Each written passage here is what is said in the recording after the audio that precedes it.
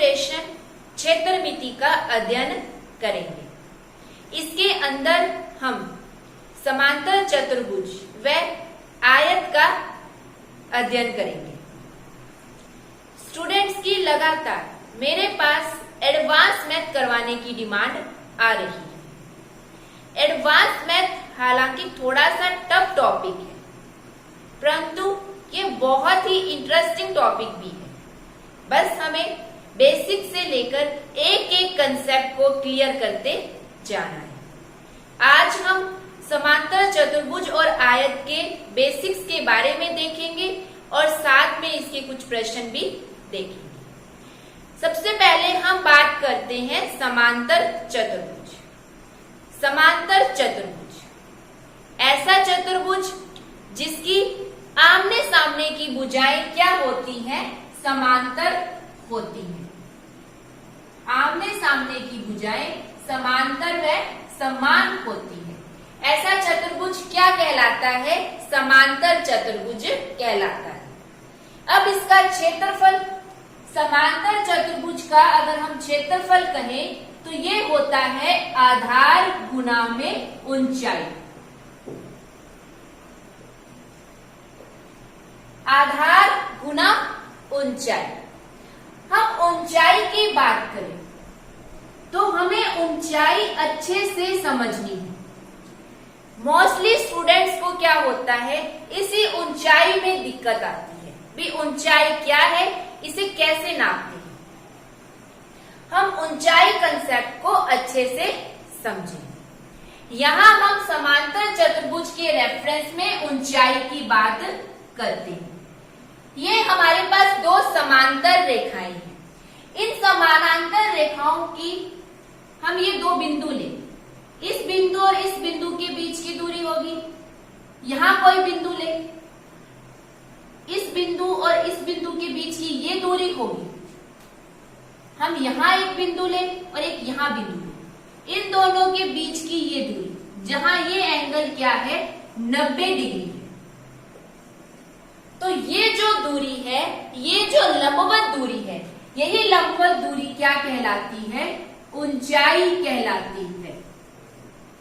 यानी दो समानांतर रेखाएं हैं। इन समानांतर रेखाओं के बीच की जो लंबवत दूरी होती है, वही इसकी क्या होती है? ऊंचाई होती है। अब दो समांतर रेखाएं हैं, इसके बीच की अगर हम ये डिस्टेंस की बात करें तो ये भी इसकी क्या होगी? ऊंचाई, यानी इसकी हाइट होगी। यहां से भी हम बात करें तो ये भी इसकी क्या है? हाइट, ऊंचाई है। अब हम इसी कंसेप्ट से अपना एक रिजल्ट फाइंड करते हैं। हमें दिया गया है एक समांतर चतुर्भुज। इस समानांतर चतुर्भुज हम दो समांतर रेखाएं लेते हैं। इन समानांतर रेखाएं और एक हम ये आधार ए भी ले लेते हैं। तो एक ही आधार, ऐसे समांतर चतुर्भुज जो एक ही आधार पर बने हो तथा दो समांतर रेखाओं, एक ही आधार तथा दो समांतर रेखाओं के बीच बने जो समांतर चतुर्भुज हैं, उनका क्षेत्रफल क्या होता है? समान होता है। समांतर चतुर्भुज का क्षेत्रफल समान होता है। यानी दो समांतर रेखाएं दी गई हैं, एक आधार, एक ही आधार। हम इससे दो समांतर चतुर्भुज बनाएं।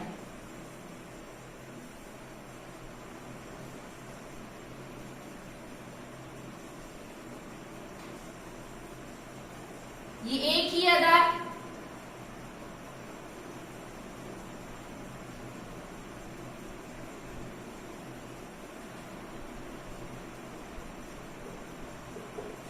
एक ही आधार ए बी और दो समांतर रेखाओं के बीच में हमने दो समांतर चतुर्भुज लिए ए बी सी डी और दूसरा ए बी ई एफ, दो समांतर चतुर्भुज लिए।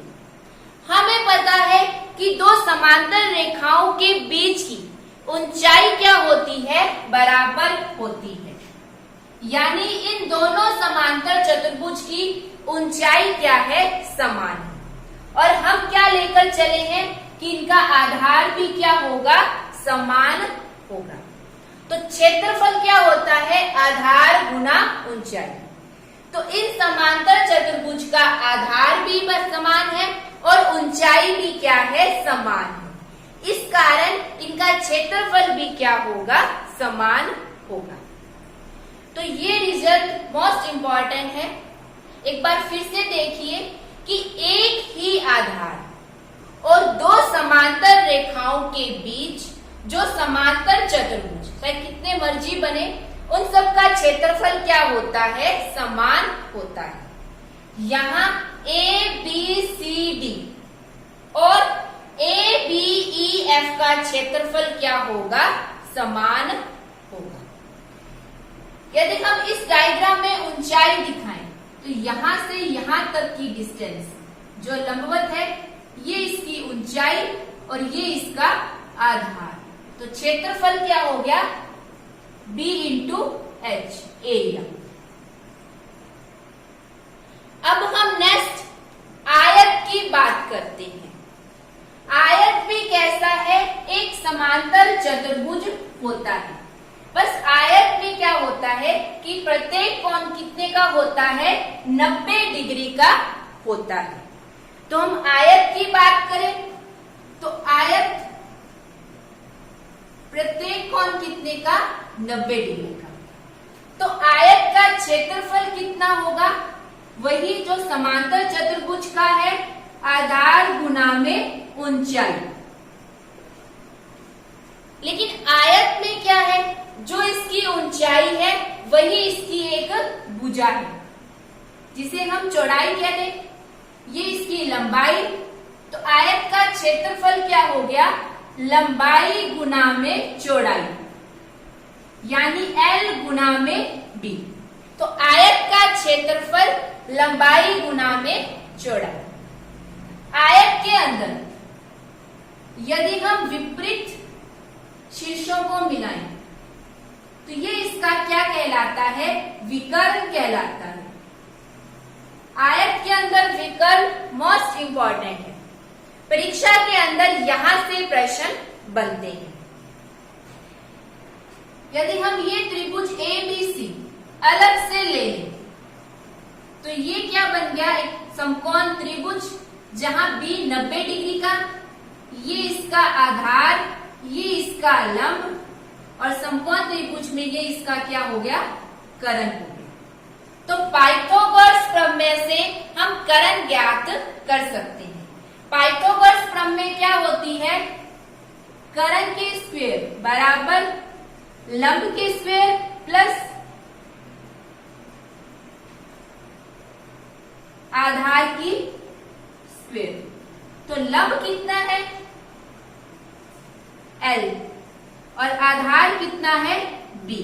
तो यहां से कर्ण कितना आ गया, यदि हम स्क्वायर हटाते हैं तो इधर क्या आता है, अंडर रूट आता है। यही कर्ण हमारा क्या है, विकर्ण है। यानी अगर आयत की लंबाई L, चौड़ाई B, तो विकर्ण कितना होगा, अंडर रूट L की स्क्वायर प्लस B की स्क्वायर। अब देखिए इसी आयत पे क्या है, क्षेत्रफल के प्रश्न बनते हैं। जैसे हमें किसी प्रश्न में कहा जाए कि एक आयत, इसकी लंबाई 4 तथा विकर्ण कितना है, 5। हमें लंबाई दी जाए और विकर्ण दिया जाए और हमें इसका क्षेत्रफल ज्ञात करना हो। अब क्षेत्रफल क्या होता है, लंबाई गुना में चौड़ाई। हमें चौड़ाई नहीं दी गई पर हम चौड़ाई फाइंड कर सकते हैं। कैसे, क्योंकि हमें विकर्ण दिया गया है और ये हमारा क्या बनता है, समकोण त्रिभुज। तो तो यहाँ हम पाइथागोरस प्रमेय लगा सकते हैं। पाइथागोरस प्रमेय लगाने से ये हमारा क्या है, लंब। तो यहां से हम लंब ज्ञात करेंगे। तो लंब की स्क्वायर बराबर करण की स्क्वायर माइनस आधार की स्क्वायर। तो करण कितना है 5, 5 की स्क्वायर 25 माइनस आधार 4, 4 की स्क्वायर 16। तो लंब कितना, लंब की स्क्वायर कितना आ गया 9। और लंब ज्ञात करेंगे तो लंब कितना होगा 3। क्षेत्रफल कितना आ गया 4 गुना में 3 यानी 12 वर्ग इकाई। अब देखिए 3, 4, 5 इसे हम डायरेक्ट भी हल कर सकते हैं, बस हमें कुछ पाइथागोरस ट्रिक याद रखनी है। कुछ इंपॉर्टेंट पाइथागोरस ट्रिक की हम बात करें तो कुछ पाइथागोरस ट्रिक 3, 4, 5, 5, 12, 13, 7, 24, 25, 8, 15, 17, 9, 40, 41, 11, 60, 61। ये कुछ पाइथागोरस ट्रिक हैं। इसमें से जो सबसे बड़ा मान प्रत्येक के अंदर वो किसे शो करता है, ये सारे के सारे मान करण को शो करेंगे। और आयत के अंदर बात करें तो किसे शो करेंगे, विकर्ण को शो करेंगे। और इधर वाली लंब भी हो सकती है और आधार भी हो सकती है। और आयत के रेफरेंस में लंबाई भी हो सकती है और चौड़ाई भी, लेकिन विकर्ण हमेशा सबसे बड़े वाली भुजा ही रहेगी। इनके साथ साथ हम और भी पाइथागोरस ट्रिक बना सकते हैं। यदि हम इन्हें प्रत्येक को समान संख्या से गुना करें, जैसे अगर मैं इसको 2 से गुना करूं तो ये क्या बन गए 6, 8 और 10। ये भी क्या रहेंगे, पाइथागोरस ट्रिक ही रहेंगे। अगर इसको मैं 3 से गुना कर दूं तो 9, 12, 15 ये भी इसी रेशो में रहेंगे। ये आधार या लंब, ये आधार या लंब और ये क्या रहेगा, करण रहेगा। इसी प्रकार से हम क्या कर सकते हैं, इन्हें किसी भी संख्या से गुना करके समान संख्या से, ध्यान रखना है समान संख्या होनी चाहिए। तो समान संख्या से गुना करके हम पाइथागोरस ट्रिक बना सकते हैं। तो इसी प्रश्न को हम डायरेक्ट भी हल कर सकते हैं। जैसे हमें पता है लंब 4 दिया गया है, विकर्ण 5 है, तो पाइथागोरस ट्रिक से क्या होता है 3, 4, 5, तो लंब कितना होगा 3, तो क्षेत्रफल कितना आ गया 12। जैसे हम एक प्रश्न और लेते हैं, जैसे हमें किसी आयत की लंबाई दी जाए कि उसकी लंबाई है 120 सेंटीमीटर और उस आयत का विकर्ण है वो है 130 सेंटीमीटर और इसका हमें क्षेत्रफल ज्ञात करना है। तो लंबाई दी गई है, विकर्ण दिया गया है, तो हमें क्या ज्ञात करनी है, चौड़ाई ज्ञात करनी है। तो यहां से हमें कुछ पता लग रहा है 12, 13, तो ये क्या होगा, कौन सा ट्रिक होगा 5, 12, 13। लेकिन हमें क्या दिया गया 120, 130, यानी सभी को क्या करना है, अपने को 10 से गुना। तो हमारे पास क्या ट्रिक आ गया 50, 120, 130, यानी हमारे पास चौड़ाई कितनी आ गई 50 सेंटीमीटर। और अगर हम यहाँ से क्षेत्रफल ज्ञात करें तो हमें इनका गुना करना पड़ेगा और गुना करने पर कितना आएगा 12, 5, 60 और इतना वर्ग सेंटीमीटर हमारे पास क्या आ गया, इसका क्षेत्रफल आ गया। तो ऐसे प्रश्न को हम, जिनमें अगर हमें ये ट्रिक अच्छे से याद है तो हम आसानी से इन प्रश्नों को हल कर सकते। अब हम कुछ ऐसे प्रश्नों की बात करेंगे जिसमें कहा जाए एक आयताकार खेत है, इसके चारों तरफ कोई छोटा रास्ता हो उसका क्षेत्रफल, इसके अंदर कोई रास्ता बनाया जाए उसका क्षेत्रफल। हमने यहाँ एक प्रश्न लिया है जिसमें कहा गया है कि आयत की लंबाई कितनी है 60 मीटर और चौड़ाई कितनी दी गई है 40 मीटर। इसके अंदर क्या है, एक चौड़ा रास्ता कितने मीटर का 5 मीटर का चौड़ा रास्ता इसके अंदर बनाया गया है और हमें इस रास्ते का क्षेत्रफल ज्ञात करना है। इस रास्ते का हमें क्या ज्ञात करना है, क्षेत्रफल। यहां हमें क्या है, दो आयत दिखाई दे रही हैं, एक बड़ा आयत और एक छोटा आयत। यदि हम बड़े आयत में से छोटे आयत का क्षेत्रफल माइनस कर दें तो हमारे पास किसका क्षेत्रफल आ जाएगा, रास्ते का क्षेत्रफल आ जाएगा। तो रास्ते का क्षेत्रफल वो क्या होगा, बड़े आयत का क्षेत्रफल माइनस छोटे आयत का क्षेत्रफल।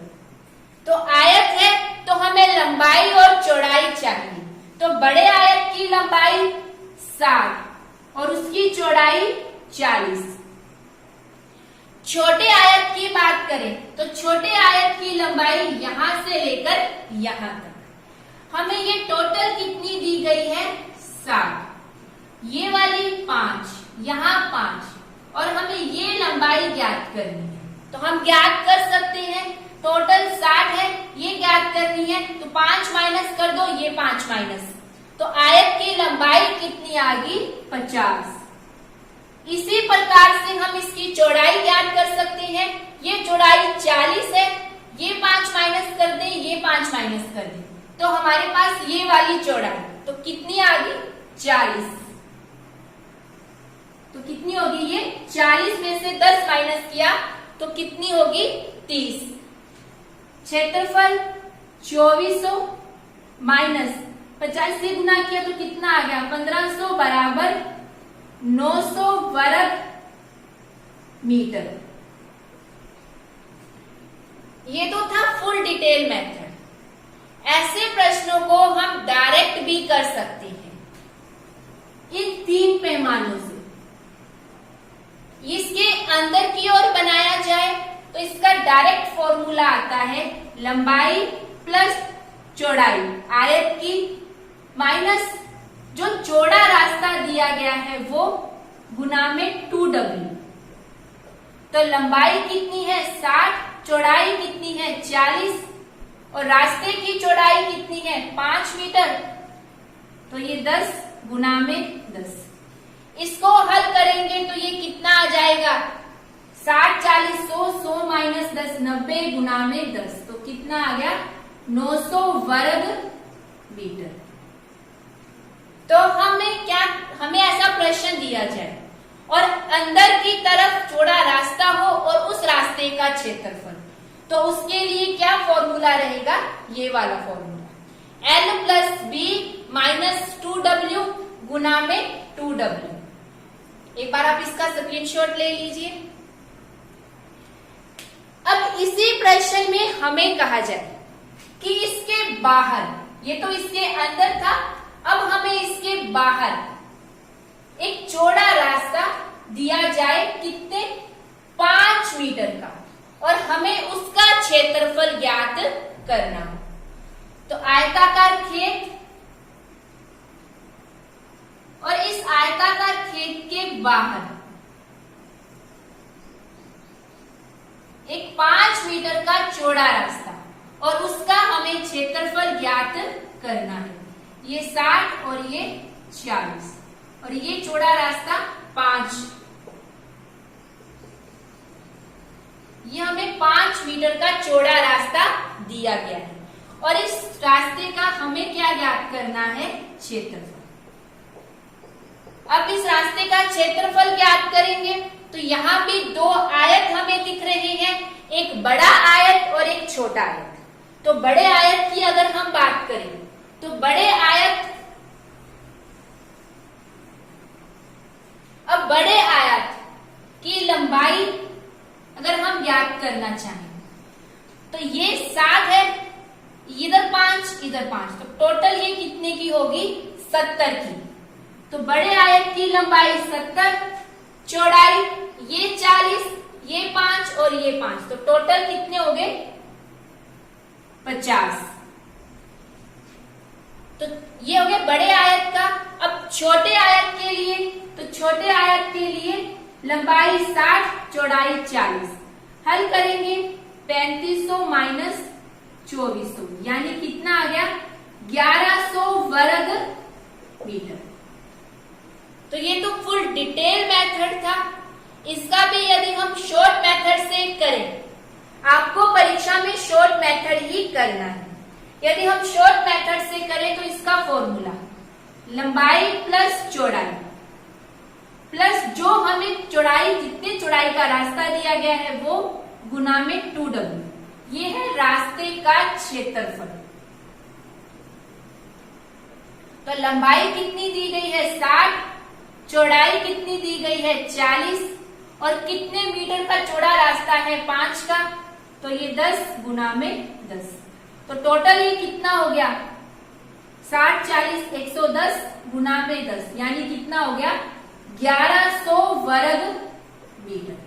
तो ये हमारे पास क्या आ गया रास्ते का क्षेत्रफल। पहले वाला फॉर्मूला बिल्कुल यही सेम है, बस इस निशान में फर्क है। यदि हमें बाहर का रास्ता ज्ञात करना हो, इसके बाहर रास्ता दिया गया हो, तो बाहर के लिए निशान क्या आएगा प्लस और अंदर के लिए निशान क्या आएगा माइनस। एक बार आप इसका स्क्रीनशॉट ले लीजिए। अब इसी प्रश्न में हमें कहा जाए, एक तीसरी तरह का प्रश्न और बनता है कि आयताकार खेत के बीचों बीच, अब बिल्कुल बीच में से, इसके बीचों बीच जो ये खेत है, इसके बीचों बीच एक 5 मीटर का चौड़ा रास्ता हो। अब ये आयताकार खेत, अब इसके बिल्कुल बीचों बीच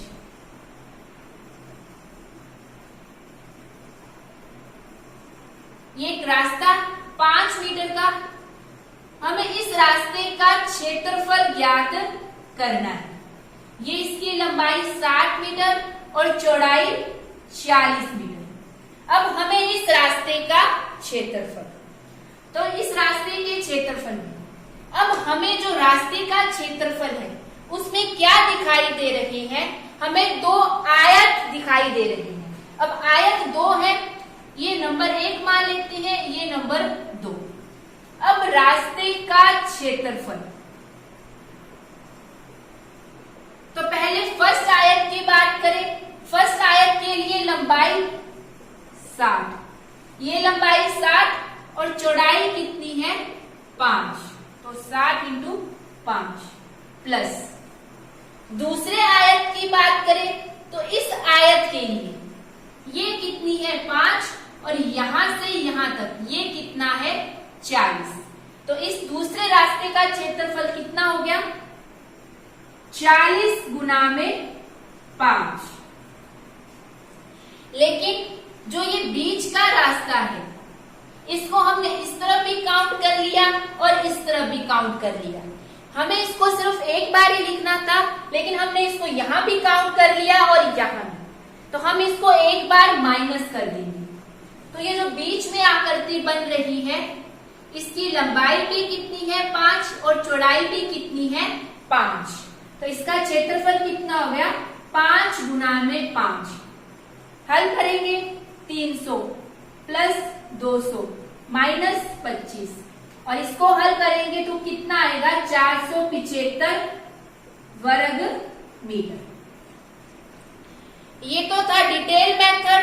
यदि हम इसको डायरेक्ट शॉर्ट ट्रिक से करना चाहे तो इसके लिए फॉर्मूला रास्ते का क्षेत्रफल जब बीचों बीच हो L प्लस बी माइनस डब्ल्यू गुना में W। ये अंदर की तरफ है, इस कारण से यहां निशान हमने माइनस लिया। और पहले वालों में 2W है, बीचों बीच के लिए हम क्या यूज करेंगे सिर्फ W, यानी जो चौड़ाई दी गई है उसको एक बार लिखना है। अब लंबाई कितनी है 60 चौड़ाई कितनी है 40 और कितने मीटर का चौड़ा रास्ता है 5 मीटर का, गुना में 5। यदि हम इसको हल करेंगे तो 60 और 40 100, 95 गुना 5 कितना आ गया 475 वर्ग मीटर।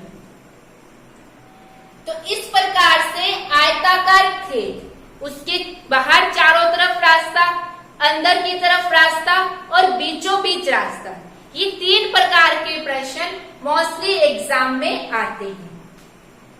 एक बार हम फिर से इनकी समरी कर लेते हैं। यदि हमें कहा जाए इसके बाहर खेत है, इसके बाहर चारों तरफ W चौड़ाई का रास्ता हो तो उसका फॉर्मूला L+B, बाहर है तो प्लस, यदि अंदर W चौड़ाई का रास्ता हो तो उसके लिए फॉर्मूला L+B, अंदर है तो माइनस गुना में 2W, और अंदर भी हो और बीचों बीच, अंदर बीचों बीच W चौड़ाई का रास्ता हो तो उसके लिए L+B माइनस W गुना में W। तो ये आपको ध्यान में रखना है, बाहर है तो प्लस, अंदर है तो माइनस। एक बार आप इनका स्क्रीनशॉट ले लीजिए। अब हम नेक्स्ट कुछ परीक्षा में आए हुए प्रश्नों को देखते हैं। हमारा पहला प्रश्न जो पटवार के अंदर 2016 में पूछा गया है कि एक आयताकार चतुर्भुज है, उसमें 2 भुजाएं दी गई हैं और हमें उस चतुर्भुज का क्षेत्रफल ज्ञात करना है। तो सबसे पहले हम इसके लिए डायग्राम बनाएंगे। एक आयताकार चतुर्भुज जिसका नाम है ABC और D, जहां BC कितनी दी गई है हमें B, और AC कितनी दी गई है हमें, AC हमें दी गई है C, और हमें इसका क्षेत्रफल ज्ञात करना है। अब क्षेत्रफल हमें पता है क्या होता है, लंबाई गुना में चौड़ाई।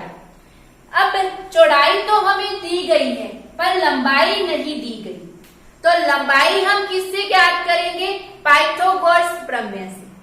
और लंबाई अगर हम ज्ञात करेंगे तो पाइथागोरस प्रमेय क्या है, कर्ण की स्क्वायर, तो यहाँ कर्ण कितना है C, तो C की स्क्वायर माइनस आधार की स्क्वायर, आधार कितना है B, तो ये हमारे पास क्या आ गई इसकी लंबाई, तो C की स्क्वायर माइनस B की स्क्वायर। और अब क्षेत्रफल, तो क्षेत्रफल में क्या रहेगा, क्षेत्रफल रहेगा लंबाई गुना में चौड़ाई, तो लंबाई ये चौड़ाई ये, तो कौन सा ऑप्शन है हमारा इसके अंदर, ये D ऑप्शन रहेगा, √C की स्क्वायर माइनस B गुना ये, तो हमारा ये वाला ऑप्शन राइट रहेगा, B गुना √C की स्क्वायर माइनस B की स्क्वायर। बिल्कुल इजी सा कंसेप्ट बेस्ड क्वेश्चन, डायग्राम बनाया, डायग्राम से हमें आइडिया लग गया कि हमें लंबाई नहीं दी गई, लेकिन विकर्ण दिया गया है, उस विकर्ण से हमने लंबाई फाइंड की और लंबाई से हमने इस प्रश्न को हल किया। अब देखिए अगला प्रश्न, उसमें हमें एक आयताकार चतुर्भुज, इसके 2 टुकड़े इस प्रकार से किए जाते हैं कि वो क्या बन जाए, एक वर्गाकार चतुर्भुज बन जाए। और वर्गाकार चतुर्भुज की एक भुजा हमें क्या दी गई है, हमें वर्गाकार चतुर्भुज की एक भुजा A दी गई है, तो वर्ग की सारी भुजाएं क्या होती हैं, बराबर होती है। इस कारण से ये सारे क्या होंगे, बराबर। तो हमें क्या है, एक आयताकार चतुर्भुज दिया गया था, उसको हमने क्या किया है, 2 वर्गाकार चतुर्भुज में बांटा है, और वर्ग की भुजा क्या दी गई है, A, और वर्ग की सारी भुजाएं बराबर, तो हमारे पास ये आकृति आ गई। अब हमें क्या ज्ञात करना है, हमें ज्ञात करना है उस वर्गाकार चतुर्भुज की एक भुजा दी गई है और आयताकार चतुर्भुज के विकर्ण की लंबाई हमें ज्ञात करनी है। तो विकर्ण क्या होगा इसका, ये लंबाई कितनी दी गई है हमें 2a और चौड़ाई कितनी दी गई है a, और हम विकर्ण आसानी से फाइंड कर सकते हैं। तो विकर्ण क्या होगा हमारा, लंबाई की स्क्वायर यानी 2a की स्क्वायर कितना हो गया 4a की स्क्वायर प्लस चौड़ाई की स्क्वायर a की स्क्वायर। तो अंडर रूट ये 4 है और ये 1 है, 4 और 1 कितने होते हैं 5। अब हम इसका अंडर रूट करेंगे तो अंडर रूट 5 और जब हम स्क्वायर का अंडर रूट करते हैं तो अंडर रूट स्क्वायर से कट जाता है तो कितना आ गया अंडर रूट का 5a, यानी कौन सा ऑप्शन आ गया हमारे पास अंडर रूट 5a, ये वाला ऑप्शन हमारे पास आ गया। इसी प्रकार से आप अगला प्रश्न देखिए, हमें दिया गया है एक आयत का परिमाप हमें ज्ञात करना है, जबकि इसकी हमें क्या दी गई है, भुजाएं दी गई है। तो पहले तो हम क्या करेंगे, इसकी एक आकृति बनाएंगे। तो ABCD एक आयत, तो ये एक आयत ABCD। अब इस आयत में AD कितना है 3 और BD कितने की दी गई है, BD ये हमें 5 दी गई, और हमें क्या ज्ञात करना है, इसका परिमाप ज्ञात करना है। अब वही ट्रिक बन गया 3 5, तो 3 4 5, तो ये क्या होगी 4 होगी, और हमें परिमाप मतलब चारों ओर का माप, तो चारों ओर का माप हमें ज्ञात करना है। ये भी 3 ये भी 4, तो चारों ओर की भुजाओं का योग 3 और 4 7, 7 और 3 10, 10 और 4 14, तो कितना इसका आंसर आ गया 14 सेंटीमीटर। जो भी इकाई हमें दी जाए वो इसका आंसर आ गया। अब देखिए अगला प्रश्न, ये भी पटवार में पूछा गया है। इस प्रश्न में क्या है, आयत की लंबाई दी गई है और इसका विकर्ण दिया गया है। विकर्ण कितना है 17 सेंटीमीटर, और हमें क्या ज्ञात करना है, इसका क्षेत्रफल ज्ञात करना है। तो यहां भी त्रिक बन रहे हैं 8 15 और 17, हमें क्षेत्रफल ज्ञात करना है, विकर्ण दिया गया है और लंबाई दी गई है। तो हमें क्या है 8 15 17, जहां 17 हमें क्या दिया गया है, इसका विकर्ण दिया गया है। इसकी लंबाई कितनी है 15, तो ये इसकी क्या हो जाएगी चौड़ाई। तो हम डायरेक्ट मतलब क्वेश्चन को देखकर इसका आंसर फाइंड कर सकते हैं। तो इसका क्षेत्रफल कितना आ गया 15 गुना में 8, यानी कितना हो गया 120 वर्ग इकाई, और यहाँ इकाई सेंटीमीटर, तो 120 वर्ग सेंटीमीटर क्या हो गया, इसका आंसर हो गया। अब हम कुछ और प्रश्न देखते हैं।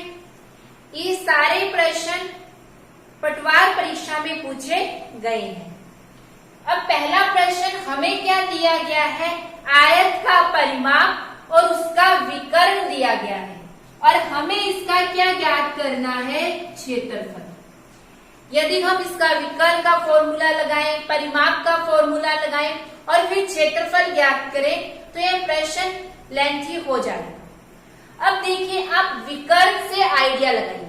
विकर्ण कितना है 17, ये सबसे बड़ी भुजा 17, और इसका त्रिक 8 15 17, ये हो सकता है। हम इस त्रिक को चेक करेंगे। हमारा परिमाप कितना दिया गया है 46, और परिमाप का फॉर्मूला क्या होता है 2 गुना में लंबाई प्लस चौड़ाई। तो यानी अगर ये इसको हम लंबाई माने और इसको हम चौड़ाई माने तो क्या परिमाप 46 आएगा।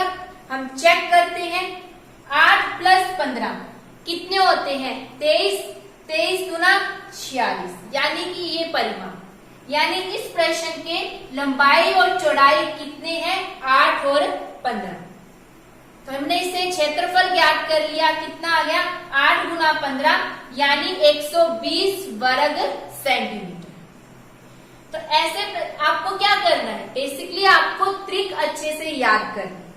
ट्रिक से आपको आइडिया हो जाएगा कि हमें लंबाई और चौड़ाई क्या दी गई।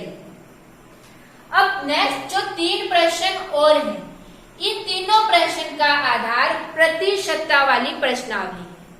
इसके लिए आप मेरी प्रतिशतता के वीडियोस को जरूर देखें, इससे आप ये प्रश्न आसानी से हल कर सकेंगे।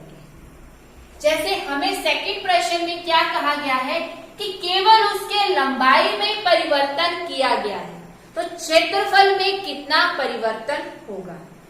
जब केवल लंबाई में परिवर्तन किया जाए तो क्षेत्रफल में भी क्या होता है? उतना ही परिवर्तन होता है। यानी इसमें क्या होगा? क्षेत्रफल में कितना परिवर्तन होगा? उसमें भी 50 सेंटीमीटर की क्या होगी? वृद्धि होगी, अगर केवल लंबाई की बात की जाती। इसी प्रश्न में अगर ये कहा जाता केवल चौड़ाई में 50% की वृद्धि, तो क्षेत्रफल भी क्या होता? 50% बढ़ जाता, केवल लंबाई हो और केवल चौड़ाई हो। इसी प्रकार से अगला प्रश्न, जिसमें कहा गया है कि आयत की लंबाई में 10% की वृद्धि और चौड़ाई में 10% की कमी, तो क्षेत्रफल में परिवर्तन। अब जब ऐसे प्रश्न हो जहां 10% वृद्धि 10% कमी, यानी समान कमी और समान प्रतिशत में वृद्धि हो, तो ऐसे प्रश्नों में हमेशा क्या होती है? कमी, और वो कमी किसके बराबर होती है? जो हमें डिजिट दी जाए उसका वर्ग बटा में 100, यानी कितनी? 1% की कमी। तो क्षेत्रफल में क्या होगा? 1% की कमी होगी। ये सारे प्रश्न आपको अच्छी तरह से समझ में आएंगे जब आप प्रतिशतता के वीडियो देखेंगे। इसी प्रकार से अगला प्रश्न, अगले प्रश्न में क्या कहा गया है? आयत की लंबाई उसकी चौड़ाई की 3 गुनी है। तो हम यहाँ अनुपात ज्ञात कर ले, लंबाई अनुपात चौड़ाई। लंबाई 3 गुनी है चौड़ाई की, तो कितना आ गया इसका अनुपात? 3:1। और हमें क्या दिया गया है? विकर्ण की लंबाई। तो यहां से हम विकर्ण ज्ञात कर सकते हैं। विकर्ण क्या होता है? अंडररूट लंबाई। तो लंबाई कितनी है? 3 की स्क्वायर प्लस चौड़ाई की स्क्वायर, यानी कितना आ गया? 3 की स्क्वायर प्लस 1, 3 3 9, 9 और 1 10, तो ये कितना आ गया? अंडररूट का 10। हमें प्रश्न में विकर्ण की लंबाई कितनी दी गई है? 8√10। तो हमारा विकर्ण √10, इसकी हम तुलना करेंगे 8√10 से। तो √10 से √10, तो 1 यूनिट का मान हमारे पास कितना आ गया? 8।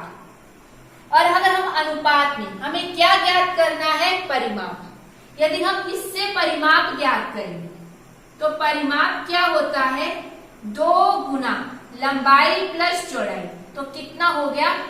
8। 1 यूनिट का मान 8, तो 8 यूनिट का मान कितना हो जाएगा? 64। तो यानी हमारे पास परिमाप कितना आ गया? 64 सेंटीमीटर। तो हमने क्या किया था? हमने इस प्रश्न को अनुपात मानकर चले। अनुपात में जो हमें दिया गया था हमने उससे तुलना की, 1 यूनिट का मान ज्ञात किया, और जो हमें ज्ञात करना था हमने उसे क्या किया? उससे गुना कर दिया। पहले आप इन प्रश्नों का स्क्रीनशॉट ले लीजिए। इन प्रश्नों में से जो सेकंड प्रश्न है उसे आपको अपने आप हल करना है। हम फर्स्ट क्वेश्चन की बात करते हैं। फर्स्ट क्वेश्चन देखने में तो बहुत बड़ा लग रहा है, लेकिन अगर हम इसे डायग्राम से हल करेंगे तो बहुत जल्दी और इजी तरीके से ये हल हो जाएगा। हमें दिया गया है ABCD क्या है? एक समांतर चतुर्भुज। ये ए, बी, सी और डी एक समांतर चतुर्भुज है, जिसके अंदर बीडी हमें कितना दिया गया है? 13 सेंटीमीटर दिया गया है। और आधार ए, इसके संगत हमें ऊंचाई कितनी दी गई है? ये जो हाइट है ये हमें दी गई है 12 सेंटीमीटर। और एक और चीज दी गई है, हमें ये कोण दिया गया है 45 डिग्री। और हमें समांतर चतुर्भुज ABCD का क्या ज्ञात करना है? क्षेत्रफल ज्ञात करना है। अब देखिए, हमें ये एक त्रिभुज दिया गया है, हम इसे कुछ नाम दे देते हैं, इसको हम ई दे देते हैं। और ये ऊंचाई है तो ये कोण क्या होगा? 90 डिग्री का। ये भी क्या होगा? 90 डिग्री का। क्योंकि हमने बात की थी ऊंचाई क्या होती है? लंबवत दूरी होती है। तो 12, 13 ये समकोण त्रिभुज, ये कुछ त्रिक बन रहा है। 12, 13 कौन सा त्रिक? 5, 12, 13। तो ये जो लंबाई यहां से यहां तक कितनी होगी? 5 होगी। अब इसी प्रकार से ये इधर हमें एक समकोण त्रिभुज दिया गया है और ये एंगल दिया गया है 45 डिग्री। हम इसे अच्छी तरह से त्रिकोणमिति में देखेंगे। यहाँ आपको इतना ध्यान में रखना है कि जब हमें समकोण त्रिभुज में एक एंगल 45 डिग्री दिया जाए तो इस एंगल के पास वाली और सामने वाली यानी कि लंब और आधार क्या होते हैं? बराबर होते हैं। यदि हमें समकोण त्रिभुज दिया जाए एक एंगल 45 डिग्री तो उसके अगर लंब x है तो उसका आधार भी क्या होगा? x होगा। लंब और आधार क्या होंगे? बराबर होंगे। तो अगर ये 12 है तो ये भी क्या होगा? 12 होगा। अब देखिए, समांतर चतुर्भुज का क्षेत्रफल क्या होता है? आधार गुना ऊंचाई। तो हमारा आधार कितना आ गया? 12, 5, 17 और ऊंचाई कितनी आ गई? 12। तो क्षेत्रफल कितना हो गया? 17 गुना में 12। और जब हम इसको हल करेंगे 17 दूना 34 का 4, 3 और 17 3 20 यानी 204 वर्ग सेंटीमीटर हमारा क्या आ गया? आंसर आ गया। तो हमने कैलकुलेशन तो है ही नहीं है, सिर्फ एक डायग्राम बनाया और इसी डायग्राम से हमने क्या कर दिया? अपने इस प्रश्न को हल कर दिया। बस हमें दो कंसेप्ट ध्यान में रखनी थी। एक हमने ट्रिक का यूज किया इसके अंदर, एक हमने ये 45 डिग्री का कंसेप्ट देखा है। आज हमने मोस्टली पटवार के प्रश्नों को हल किया है। हम अगले वीडियोस में रीट, SSC जिस भी भर्ती परीक्षा में क्षेत्रफल के प्रश्न आते हैं हम उनको भी हल करेंगे। आज के लिए इतना ही। धन्यवाद।